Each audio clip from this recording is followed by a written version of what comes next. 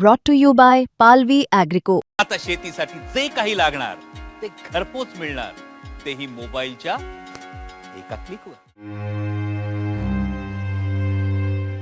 मुलुंडमध्ये मेट्रोचा स्लॅब कोसळून 2 ते 3 वाहनं त्याखाली अडकल्याची थरारक घटना घडली.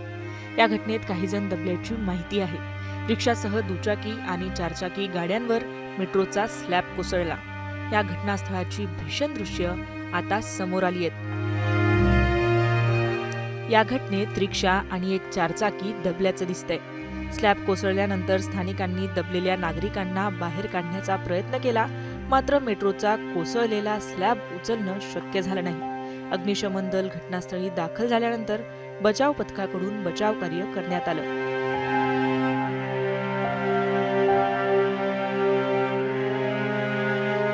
तीन ते 4 जण या घटनेत जखमी असल्याचं बोललं जातंय. बचाव पथकाने ढिगाऱ्या घालून काही जणांना बाहेर काढलंय. त्यांना रुग्णालयात उपचारासाठी आता दाखल करण्यात आलंय. दरम्यान मेट्रोच्या पिलरचं बांधकाम सुरू असताना त्या ठिकाणी सूचना फलक नसल्याची तक्रार वाहन चालकांनी केली आहे. तसंच मेट्रोच्या कामाच्या दर्जावरही आता प्रश्नचिन्ह उपस्थित होत आहेत. मुंबई तक ब्युरो रिपोर्ट.